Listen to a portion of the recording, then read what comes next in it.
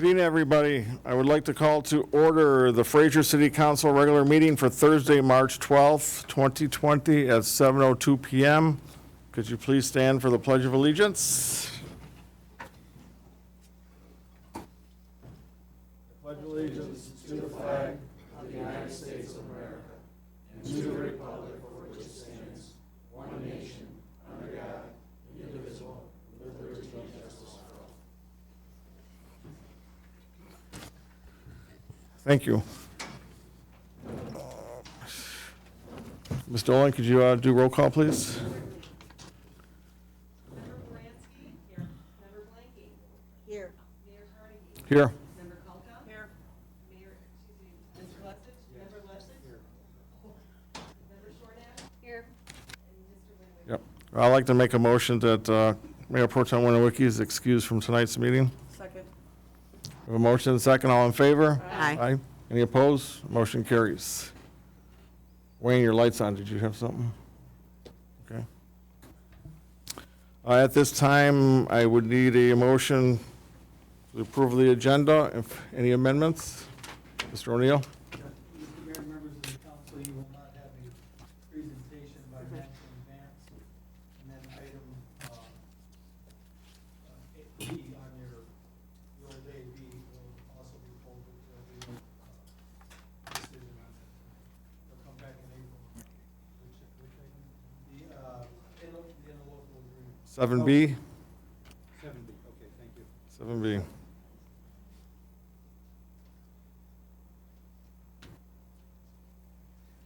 And Don, did I need to add to the motion for the special meeting in April? Yep. I'd like to amend the agenda to, let's see, item 7H. It's a discussion of setting a special budgetary meeting for April 23rd.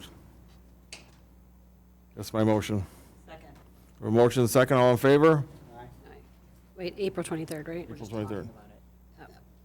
No, I thought he's setting the meeting. No, he amended the agenda to talk about it. Right. Oh, okay. April 20. Because I already put it on my phone, so. Right, don't put it on yet. All in favor? Aye. Any opposed? Motion carries. Okay, at this time, we need a motion to approve the agenda as amended. Anybody? Motion by Councilman Lester, seconded by Second. Ms. Kathy Blanky. All in favor? Aye. Aye. Any opposed? Motion carries. This time, item 4, we have presentations. Mr. Fred Miller, the county clerk, update and state of the county. Mr. Miller, good evening. Good evening, Mayor and City Council. Thank you for affording me some time on the agenda today. I promise to be brief. I know you have a lot of matters before you, but it's good to be here once again. I was trying to think the last time that I was here, and it's been a number of years, but I don't know if it was the last time, but certainly I remember being here in 2009 giving a report from the state of Michigan as the state of Michigan was experiencing such trauma from the economic collapse and whatnot. And so I don't want to draw any comparisons between what's going on today and what was going on back then, but it seems like every time I'm in front of the Fraser City Council, the world's falling apart. So We won't invite We you blame you, anymore. Fred. Yeah, we'll blame you. even more reason for me to be brief. But thank you. I'm here to deliver our annual report, which is kind of a summary of what we've been working on in the clerk's office over the last year. It's been a tumultuous 2 years for the clerk's office, but thanks to a fantastic team of really dedicated people up at the county, we've been able to not only stabilize this department, but also position it for future excellence. And I'm really proud of the work that we did as detailed in this report. I won't go through it all. If you're having a hard time sleeping, pick this up. It'll put you right out. But one thing I do want to highlight is our newly revamped mobile office program. And I want to thank the Fraser Library for hosting us last fall. And we had a great mobile office. It makes it easier for people to access services. We did everything from birth records, marriage licenses, CPL, concealed pistol pistol licenses, deed work, and register of deeds work there that day. It was a very good day, and it was a great forum to have that in. So I want to say thanks, and we hope to come back to Fraser with that service in the near future. But just as a quick overview, the clerk's office is 4 different divisions. We serve as the clerk of the court for the 16th Circuit Court in Mount Clemens, including running the jury pool there.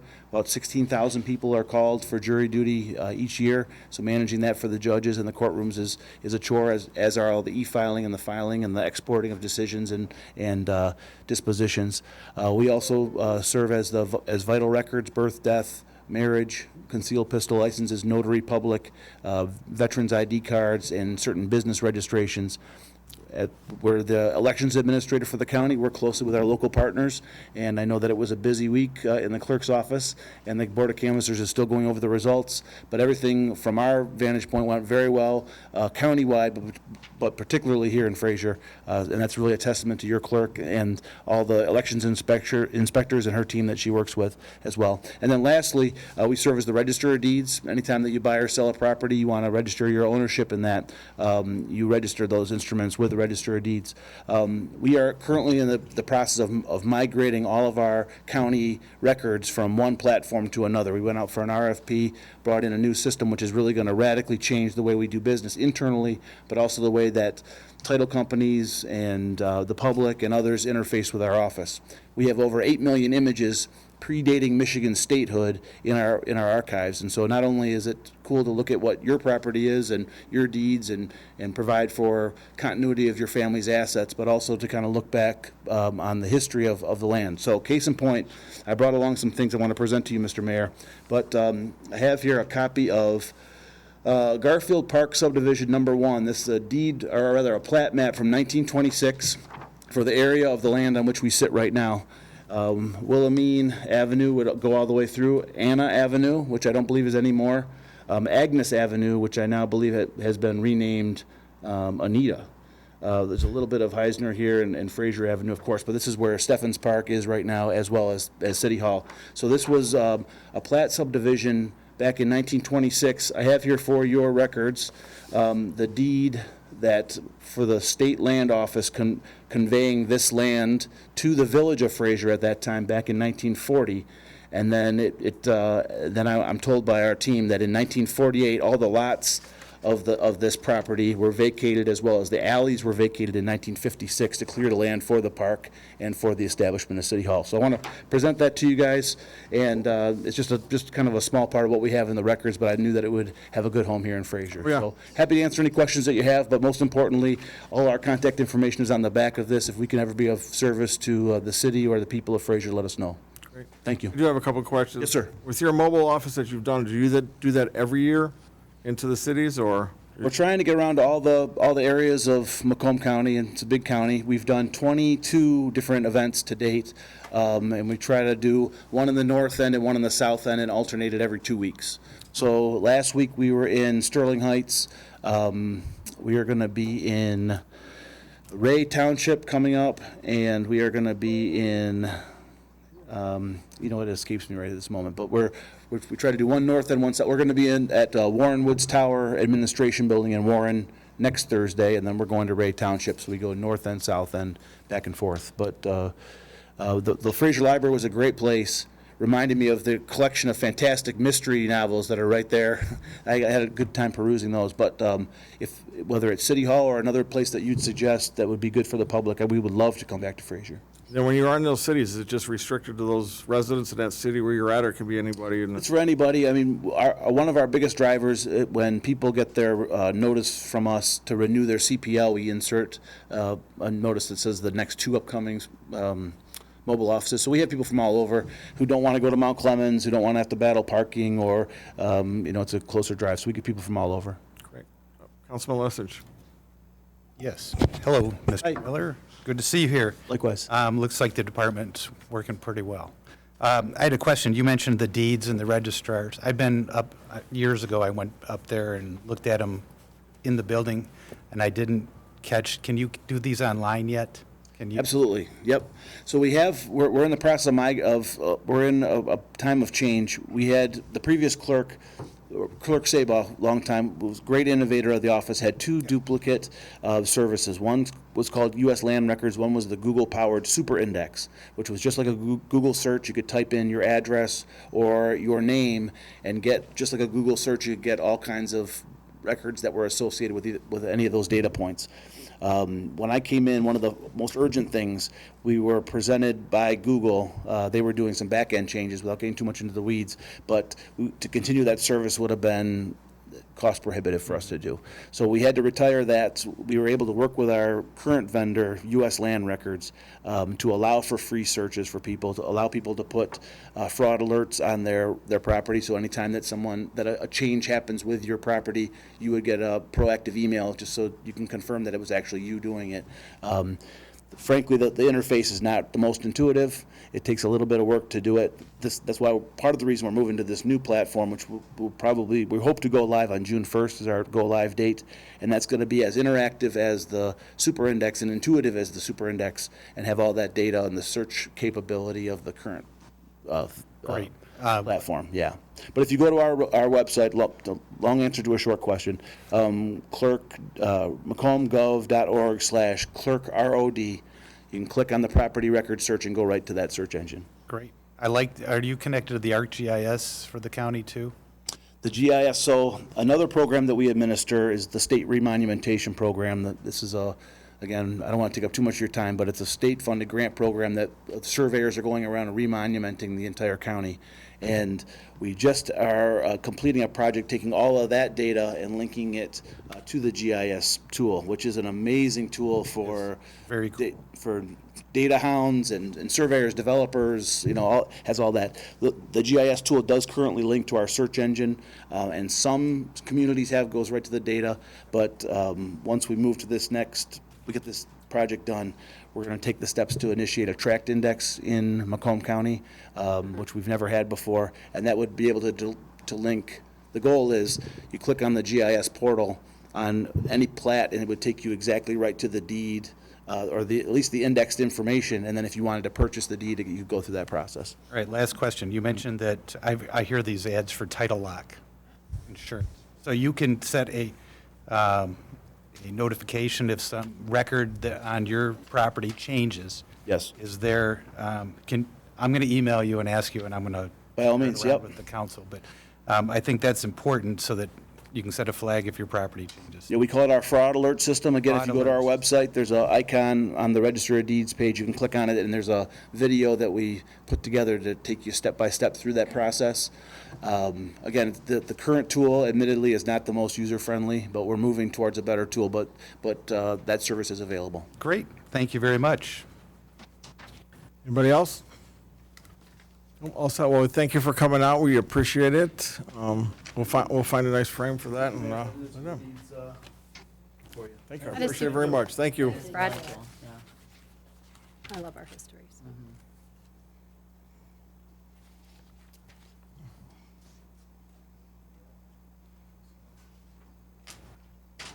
That's coming off. At this time, we have the interim director, Mr. Pettis, to go over the 12 and 24-hour shift assignments.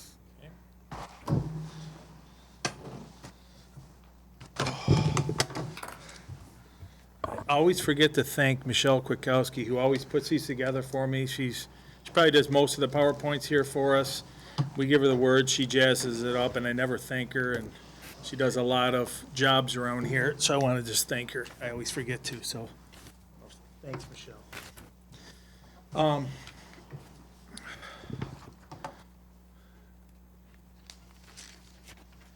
And I know I don't know when I should do this, but I'll do it now. And if you want to stop me, you can stop me. We can do it later. But I did want to come in front of council for a new hire for the anticipated retirement of Renee Campion, which is 6 months from now. I know I need your approval from that. I don't know when you want to do that, but I don't want to forget about that because we have to act on that. Okay. Thanks.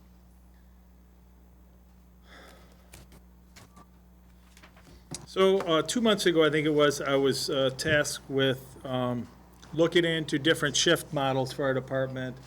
And basically the questions, we went out to, you guys got that report.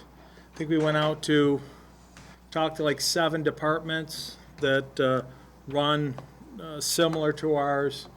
And basically our questions were what shift schedule best fits our department, our needs here in the department?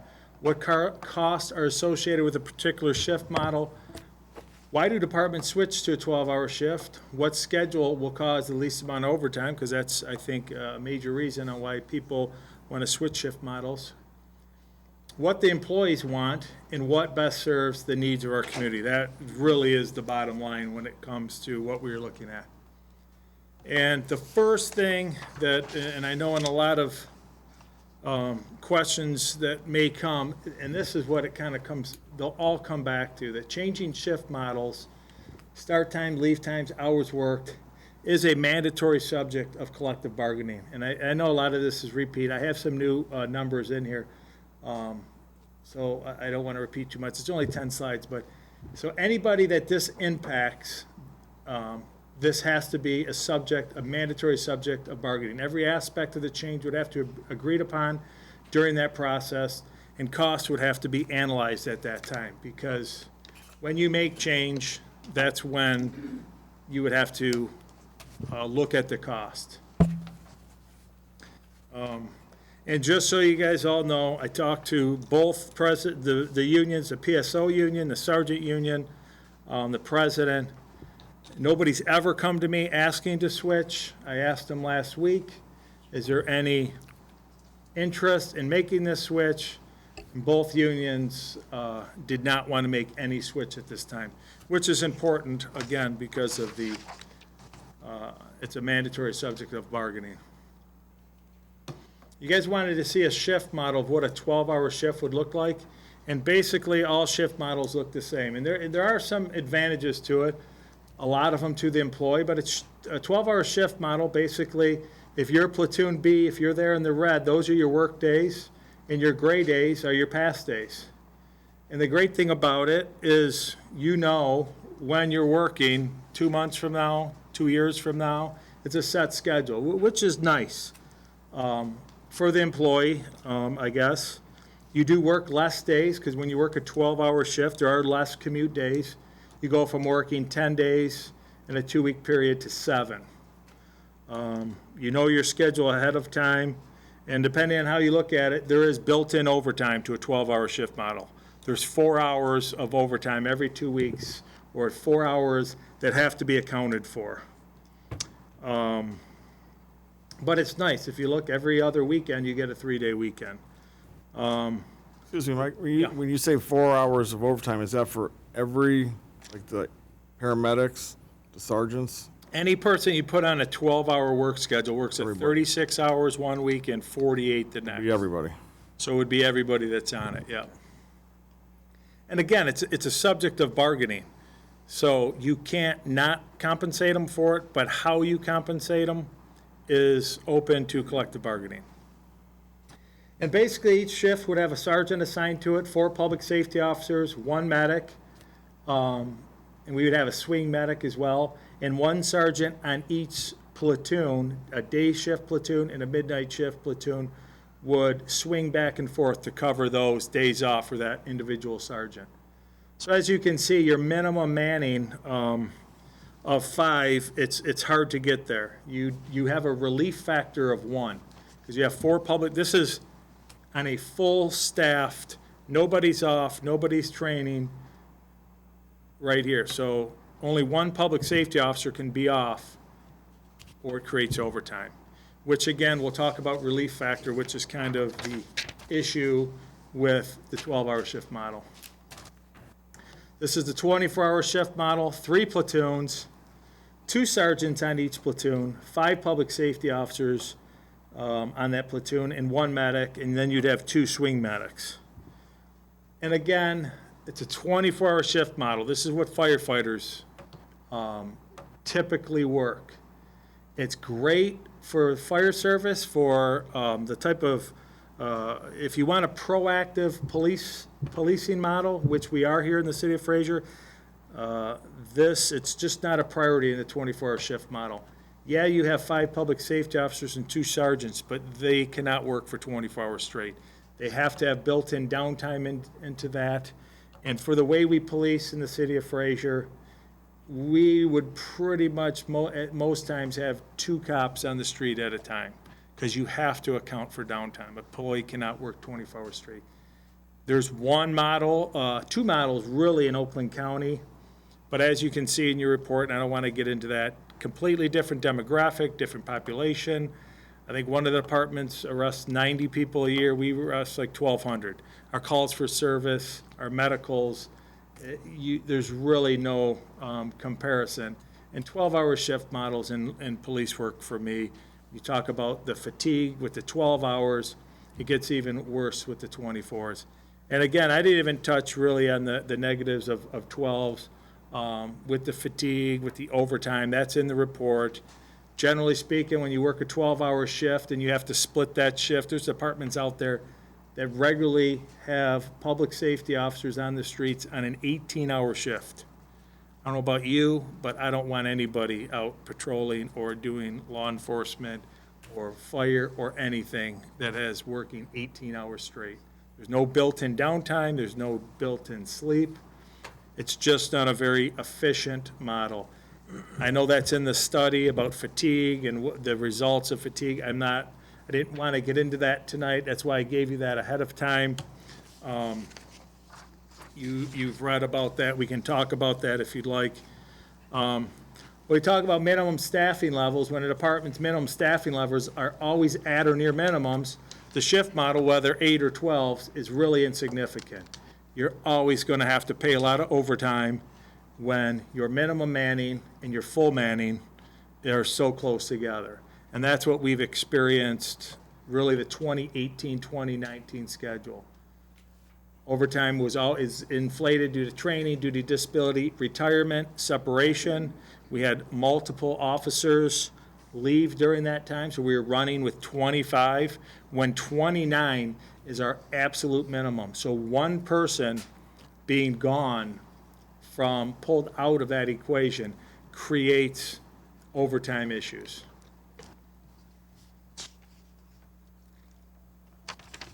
The overtime costs, again, if you look at the 2018-2019 numbers, overtime costs were unusually high. That was when we had the layoffs. Subsequent to those layoffs, we had multiple members of the department leave for other departments. Staffing during that time, the 18-19, was always at 25. Operating at below minimum staffing will generate an inordinate amount of overtime with any schedule model that you choose. In November 15th, really, I think was the day, that was the first time, and so December was the first full month of full manning that we've had in probably 3 years. We had full manning of 29. We had the right amount of sergeants, right number of public safety officers. And this is where you see the difference when you keep your manning, your staffing level at full staffing levels.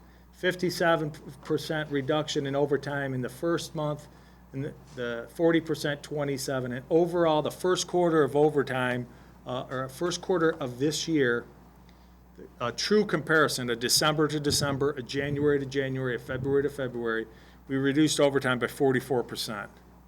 So looking forward, that our goal is always to keep, and that's why we implemented, that you guys approved, thanks to you, that this implementation of getting people trained and ready for anticipated retirements is so important. It keeps that number to a minimum. Now this is an 8-hour, because I didn't put the 24 shift model on here. It was so obvious to Lieutenant Bisbee and I that 24 hours was not an ideal by any stretch. We're not built for a 24-hour shift model. But if you see the top 2 numbers, the main issue with 12-hour shifts, Kelly time is what I refer to those 4 hours. That's like a term, that 12-hour shift and 24-hour shifts, when there's built-in overtime. That's the term that they use. When you switch to a 12-hour shift, you have to account for 2,200 hours, almost 2,300 hours of overtime, those 4 hours for every employee that makes a switch. And more importantly to that, the 2842, that's the training time that is required for every public safety officer, and that 2842 is only fire training. That is 96 hours of training for every firefighter, which is contractually obligated that I must do. And on 12-hour shifts, there's no other way to do training, fire training, other than on overtime. So that 2,800 hours is fire training only. We still have required police and EMS. Police training, all have to be overtime. Some EMS training could be done at a shift level. Some of that, very limited, but it can be done. Because when you're on a 12-hour shift model, you're constantly, always running at minimum staffing level. And if you look at those numbers, I reduced some of those numbers in a third because how it is sold as a savings, 12-hour shifts, is that it's more efficient because you have 2 shift changes rather than 3. So if you think, okay, we're switching shifts twice a day rather than 3 times a day, the holdover and things like that, you might see a reduction. So I did reduce those all by a third. FTO, because they're working more days, or they're working less days, I cut that number in a third. But again, that's a mandatory subject of bargaining. So whether that number changes or any of these number changes, other than those top 2, are all mandatory subjects of bargaining. But you'll see you are almost doubling your estimated overtime hours compared to an 8-hour shift. So it became perfectly clear to us that the 12-hour shift model would not be very advantageous for our department. We got a lot of insight that's in that report from these chiefs, that a lot of chiefs, we've realized a lot of departments that switched from 8 to 12 did so as a, what's the word, like the unions won that. They wanted it in collective bargaining and they won it. You talk to the chiefs and they wish they weren't on 12-hour shifts, particularly for public safety. Police departments, it's probably a little bit more advantageous, but for public safety with required fire training that we have and all the training that we have being holding those 3 certifications makes it extremely difficult. So again, it's just, changing shift models when the employee doesn't want to buy into the change would be challenging in and of itself. Financially, changing from a 12-hour shift model would only increase our overtime costs. I don't see any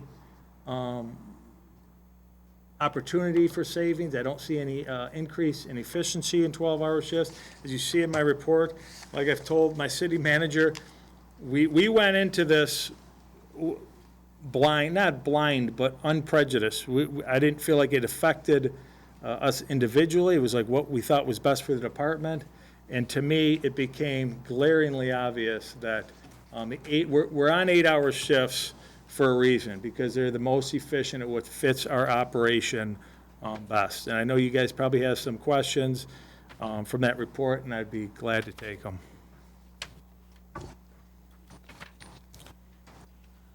Councilwoman Shornack. Well, I have a couple things.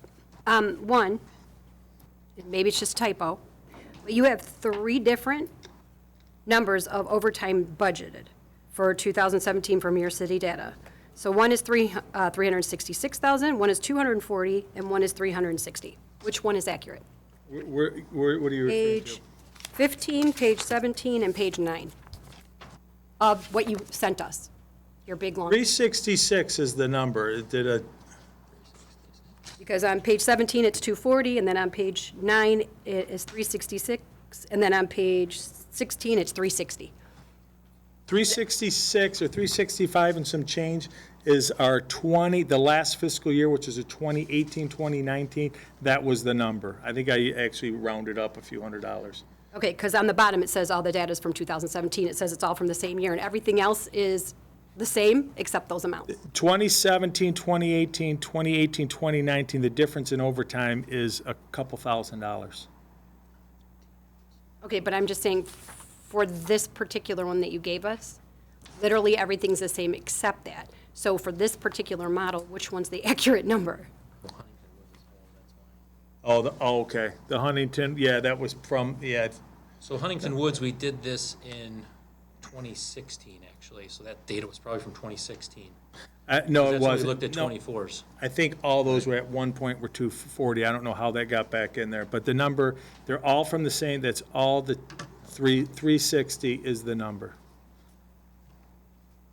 That was our, I can. Because like I said, the rest of the data that's on these is all the same except that number, and it's all says from its 2017. So you're just saying, just go with the 366? Oh, you're talking about the population, the home value, and the income. No, oh, yeah, on the bottom, yes. That, it says it's, all three of them say it's the same year, that, yes. But like I said, and all the information is exactly the same on every single one except the overtime. So I'm just trying to, like, narrow in which is the correct overtime. I understand what you're saying. Okay, Yeah, on page 15, I don't see it on 15. 16, 17, and 9. I'm sorry, I should put my glasses on so I can actually read the numbers. Page 11. It's page 11 as well. Page 11 has 366. Yeah, that one's the same as that, though. These are the three that have the differentiating numbers, so I'm just trying to figure out which one's which. I have 'em all, 366 do you is need used to, Primarily. like, I know, so, do you just want to go with 366? That's fine, I just need to know which 366 number's is- the right one. 356 and 360 are the last 2 years. It's right around $360,000. That was our overtime that we actually spent for the last 2 fiscal years, give or take a couple $1,000s. I think one was 356, one was 350, or I'm sorry, 356 or 366 and 356. They were within $10,000 of each Okay. other. So my next question is, and I think Ms. Baranski had asked this, out of the 1,166 arrests, how many of those were arrests because people were driving on suspended license? Because I know we have Groesbeck, and I know I see tons of stops out there. So I'm just asking. Most arrests for most departments are misdemeanor arrests. I don't have that. I sent that data for 2 months to you guys a couple days ago. The update, just the online update. Okay, I'll have to revisit that, because I was looking over those numbers, but I didn't remember that was, We got it Friday. I didn't remember it was broken down to that specific. That's why I was asking. In my report that I give you every month, it's not. I think I have like 4 of them in there. I was requested for 2 months to break down individually what we arrested people for. I gave that to, I don't know if that was forwarded or not, Okay. for December, or January and February. Okay, and then my other question is, in 2 different spots, in one spot, and I know you've said 96 repeatedly for hours of training for fire, and in one spot you have 98. So like on page 14, it says 98, but on page 6, it says 96. So, and I was looking over the contract, and I didn't see anywhere, and believe me, let me just state for the record, I am all for training. I just want to point that out, but nowhere that I could find in the contract did it stipulate that there was to be 96. And when I was talking to Mayor Carnegie, he said that there's never that many hours that get done.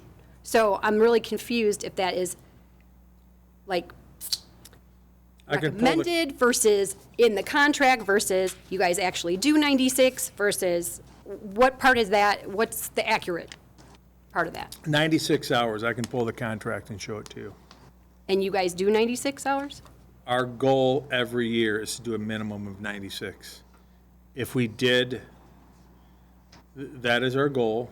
If we hit our goal, which some officers get, some don't, anytime that we don't hit that number, it's due to, it will cost us overtime. It's just that simple.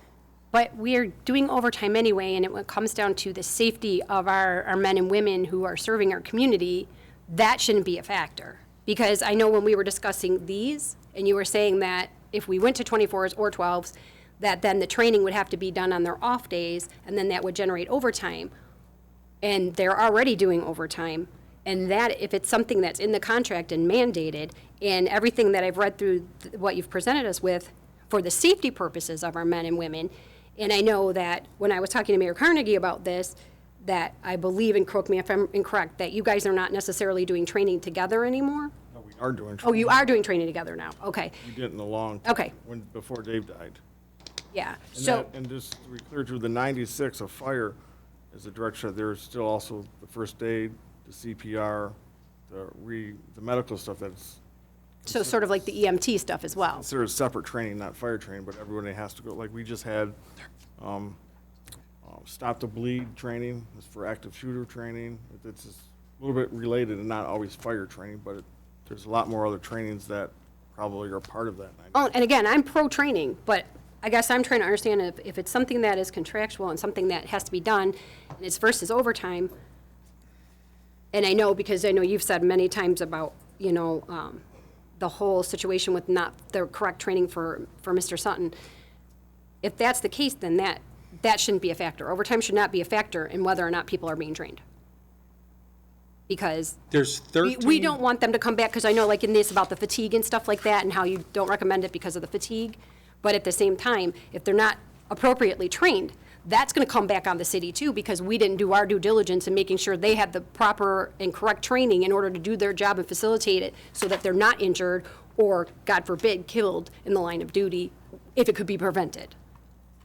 I'll tell you this, every office, there's 13 schedules, there's 8 hours of fire training on every one of those.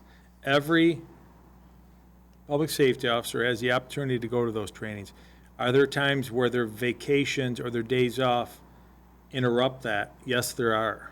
And we try to work with them on both sides of the training versus allowing vacations, because it's every other Thursday essentially. So it's very difficult to schedule with vacations and time off that people want, but they are afforded 104 hours if they make every one of them.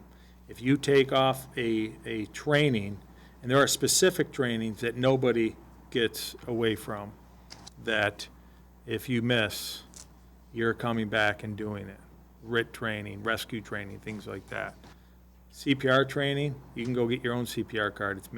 You're required to have it. So there are 13 schedules with 8 hours of training built into that. But is it a perfect situation? No, it's not. Every employee here has the opportunity to go to every training. And we try to accommodate both that and accommodate their personal lives as well. So, like I said here, does everybody get 104 hours or 96 of specific fire training? Maybe they don't, but we do a lot of other things. We have implemented from the County Chiefs Association Target Solutions, where they can do online training and things like that, videos, tests, medical, and we implemented that about 1.5 years ago, and it works well. But it does not replace real fire training. Hands on the fire trucks, hands on the hose, in your gear, crawling around, getting on and off ladders. If you don't do that, then the next time you have to get on a ladder, and the last time you were on a ladder was 1.5 years ago, you're going to struggle with that, like anybody that works on ladders knows. So that is our goal. Do we hit it 100% on every employee? No, but we certainly try to. We try to make it up when that doesn't happen. But every employee here has the opportunity to get their 96 hours. Yeah, like he actually said, like tonight is RIT training, which is mandatory by the county. I'm not there, but I have to make the next one, or I have to somehow make it up somehow. But our fire training is different than the PSOs because they have the whole 8 hours scheduled training. Ours is usually half of that because they're being trained throughout the whole day. Our people work. They're full-time jobs, so we have to train halfway through their training. So they're training while they're on shift? Or while they're working overtime? No. It's scheduled. Scheduled. Okay, so they're coming in specifically for that, not while they're on shift? Correct. I was gonna say, because Which you that's can gonna only like take do a on lot more the people off the shift roads. model. And then also you said Target Solutions. I probably put 20 hours in Target Solutions training last month.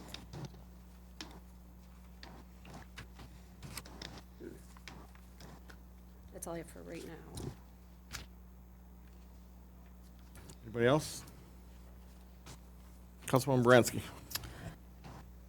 Just to finish up on that, and this has been my fundamental struggle, and I am not picking on you, but this is what's happened since I've sat over there and as I've sat here. Statements are made that are taken at face value. And so I want to be very clear, because you said it's contractually required that we give 96 hours of fire training. And you actually therefore put into your cost analysis, because that's what I asked for, was the cost analysis, you put that in there.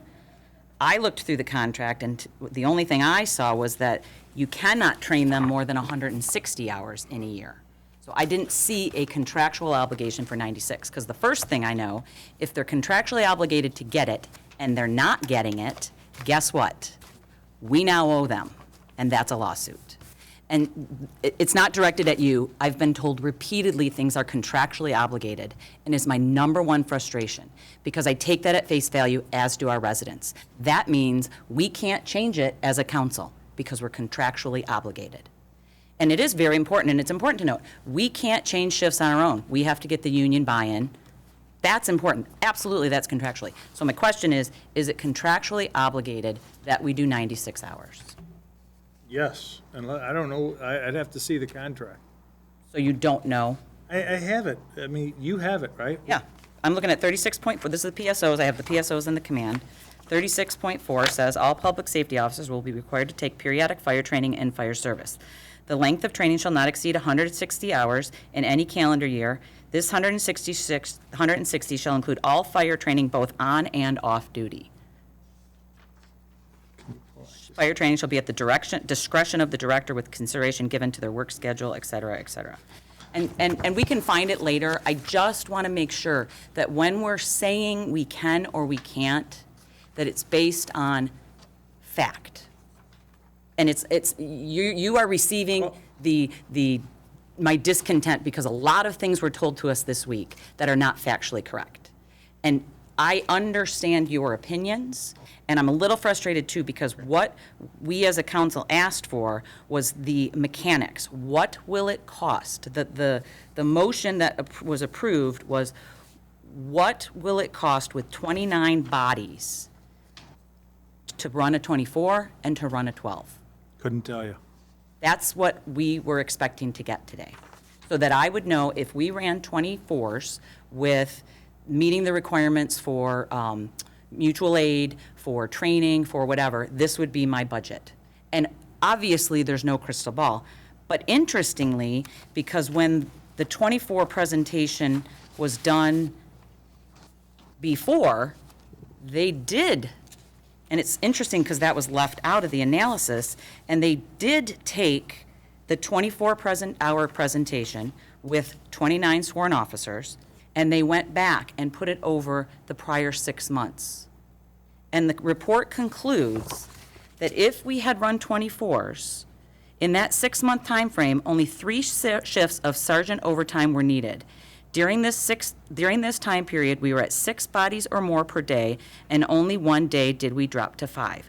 We never reached the minimum number of bodies. And that report in 2017 or 2018, I can't tell when it was done because it references 2018-19 PSO's 29 sworn officers. It's not dated. It concludes that 24s is the best thing for the city financially. That's what it says. I'm quoting. Lieutenant Bisbee and Sergeant Witkowski are the names that are on the report. So my question for you is, and at that time, you guys actually, according to this report, took a survey and everyone was on board. Did you take a survey this year? No, I This week? talked to the This union month? presidents about changing shift models, and they said they didn't want to. I don't need to take a survey to switch to 24-hour shift models. I am telling you, 24-hour shift models for this city is not a good idea. Okay. That is the worst-case scenario. We go to 24 hours. When you're talking 6 people being here, that's for 24 hours. I can't make people work for 24 hours straight. The best you're going to get, if you're number 6, is 3 people available for calls. Nobody here, and that's police, fire, and EMS. Do you want 1 police officer on the street? I don't. I don't want to live in a city like that. I'm just looking at the report that was done and the empirical analysis I that didn't was write done. that report. I wrote Are this you report. disagreeing with their findings? Absolutely. 24 hours will not work in this. So they did the math wrong when they presented that, I'm not sure that that's what I concluded either. I don't know, I quoted didn't give it. you that copy of it, though. what? That didn't come from me. This, Yeah, just because it's got somebody's name on it, Yeah. that report has been around the station, people have added, subtracted to it. Okay, People have worked on so- it, that was. Did I give you that copy of the report? you did not give me this copy of the report. So we're clear on that. I did not represent that you gave me the copy of the report. You said my name is on there. He asked who wrote it. You said me. Your name is the first name on this report. I did not put that on there. Did you have any role in this? I don't know what that is. The Fraser Department of Public Safety 24-hour, you referenced it in your presentation. I can tell you that is not the one that we wrote, because I know what the cover page looks like. Well, it's funny you say that because we got two different cover That one? pages, like, I'd have to see it. Okay. yeah. So, It's based on how it's I can printed tell out. you this, it's, and I'll, but I don't want to get into that. The point is, what we we had the very frank conversation about the math and the money and the revenue. And what I'm hearing is, oh, well, we'll just have to lay off cops when we run out of money. Because if we Who said can't that? do, what is our solution if we can't change from 8s? When I just was given today the data for salaries for 2018, 2019. And the additional wages paid just amongst active employees is well over the figure you quoted. So I'm not sure where this math comes from, but it's what number? for 2019, 673,000 in additional wages above base salary. And for 2018, I don't know what you're- 795. I just did the math on the documents that were given to us. So I get that there is built-in extras that go into wages based on contractual requirements, but I'm wondering if this 365, 366 number is actually the accurate number, because when we're told that the wages are substantially higher, assuming that the data is correct, and I have to presume the data that I'm given as a council member is correct. I didn't go and look at the payroll stubs. I didn't look at the overtime hours. I'm given the data, and I have to rely on the data. You have that in front of you. Pardon me? You have that in front of you. Right. And In these, the budget, the 2017-18 and the 2018-19 budget is in front of you with the overtime numbers. That's where I got that number from. right, so where is the Those are additional? actual numbers. Where did the money actually go for the additional wages then? Where did you apportion that? Wages for, I don't understand the question. All right, we'll talk about that off record. I did send you an email last week to ask for a breakdown of the calls for service, particularly the arrests. And you may not have gotten the email, I don't know, and I know you've been busy.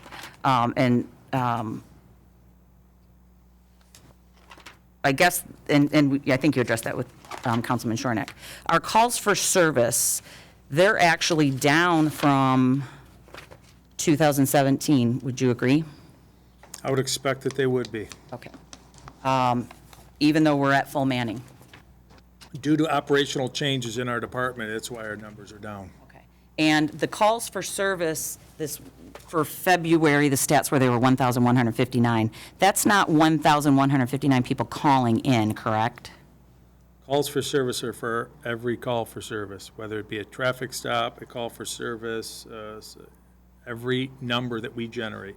Right, and you generate a number whether the police initiate the stop or someone calls in through Sarisa or flags you down, correct? Correct. So if a self-initiated traffic stop generates a, Have to have a report number for that. okay, got it. So the impact on switching to another shift model may impact calls for service, but calls for service includes proactive traffic stops, correct? Correct. What percent of our calls for service, do you have that? Is that somewhere that we can determine of the 1,159 calls for service in February were self-initiated traffic stops? I've given you these numbers for, is it? No, it's not that, no, it's way. I have that, the number of traffic stops in my, from last year. I break it down, calls for service, and the number of traffic stops that we make. It says traffic citations. I assumed that was tickets. Is that stops? That's separate, that's stop. I have your numbers. I don't see, where's stops on here? It's not on that it's a presentation that presented to council every year, shows calls for service. I break down EMS calls, fire calls, and traffic stops. And I don't have that in front of me. when did you do the 2019 report? I haven't done that. Okay. So, because my I take. have those numbers. And because the irony is, the one thing that kind of got lost in the debate, in the very healthy and very academic debate, and I appreciate your passion, and I understand the concerns, and I, more than anyone, want to keep officers employed here. I want them to want to work here, and that's actually my driving concern. It isn't money per se. That is a big problem because we don't have it. How are we going to retain the officers that we've spent tons of money to train and hire, and how are we going to recruit new people? Warren has 11 openings. Clinton Township just hired, everyone's hiring around us. People have their pick of jobs. What does Fraser offer? And my takeaway from your presentation was that overwhelmingly, every department, the morale was high because they had 12s or 24s. And we are constantly being told as a council that morale is important, and I agree, morale is very important, because if you love your job and you feel valued, you're going to go out and do a good job. So to me, I see, since we don't know if it's going to cost more or less, and we know that everyone that's tried it loves it, we know a couple officers that left here and are elsewhere love it, why are we not willing to try? The only thing. It's not up to me. Well- If the unions came to me, it was a mandatory, if they came to the bargaining table and wanted to come to 12s, I don't have a say in it. If they want it and you want to give it to them, then I'm not the roadblock here. You asked for information.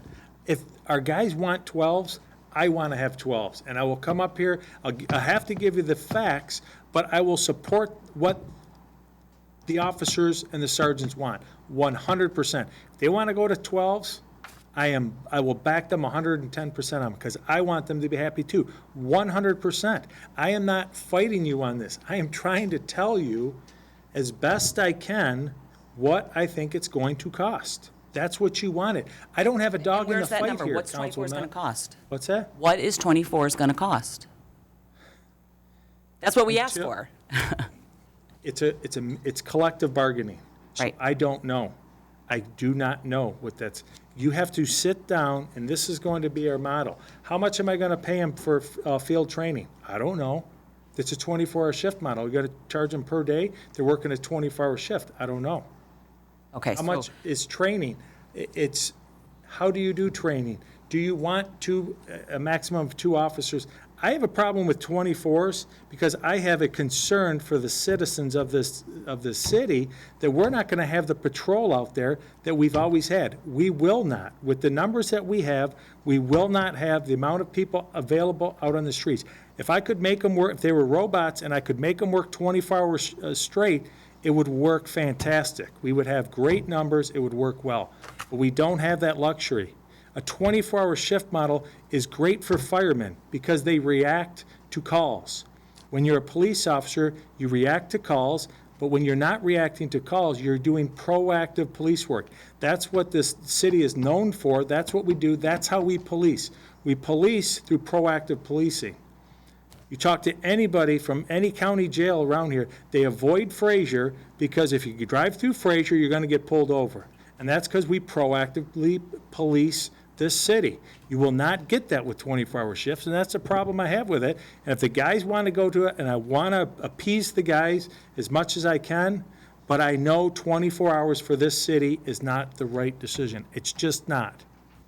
For the people that live here, and I include myself in that. You said, and I'm by no means an expert on how it's staffed, and that's why I asked for the presentation. You had indicated just now in your presentation that if we went to 24s, it would be 2 cops at a time on the road? Is that your understanding? I did, yeah. Would that then include also a sergeant, 2 PSOs? Not necessarily, it could be a combination of, Right. yeah, So just 2, so it could be 1 sergeant, 1 PSO? could be, yeah. Okay, because there are times now we only have 2 PSOs on the road, correct? There could be.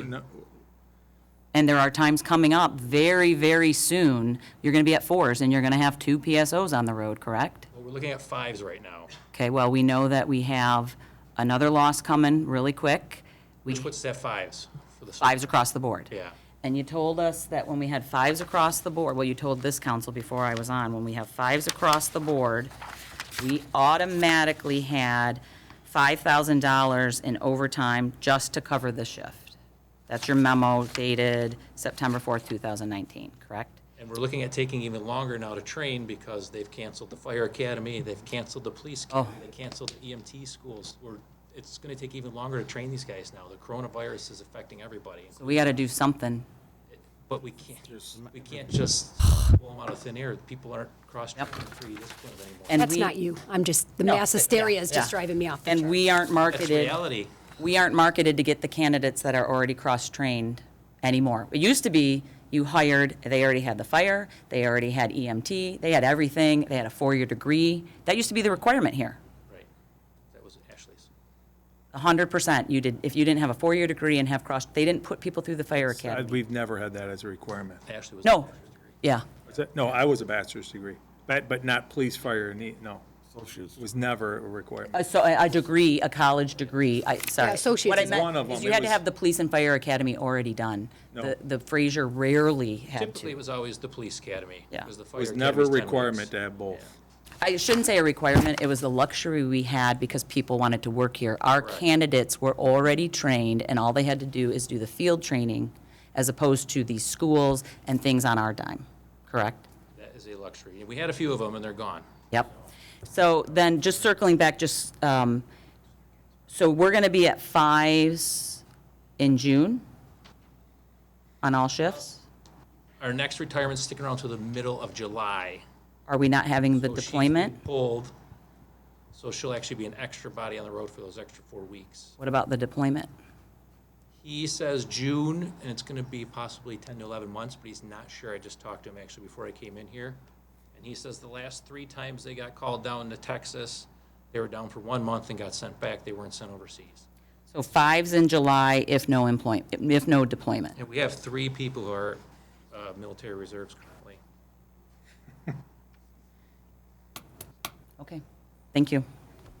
I mean, also, if I could just add, the dynamics has definitely changed in the last couple of years because the cities are trying to get healthy. We used to do all the graduations. We do all the graduation for police and fire for the honor guard. And before, you're right, it was all pre-service, everything was pre-service down the road. Now they're actually assigned city. So there is a lot of hiring. To find someone who's already seasoned is very difficult to find. Absolutely. Sure. And then we got to keep them. Mr. O'Neill, did you have something? Okay. Anybody else on council? Councilman Blanky? Well, I'm just curious, this was a presentation, and I don't know if there's any other questions. I just wanted to circle back to your request to get a new hire for PSO champion. Right. And I just thought, well, maybe we could do that instead of letting it go another month, We'd have Does to- anyone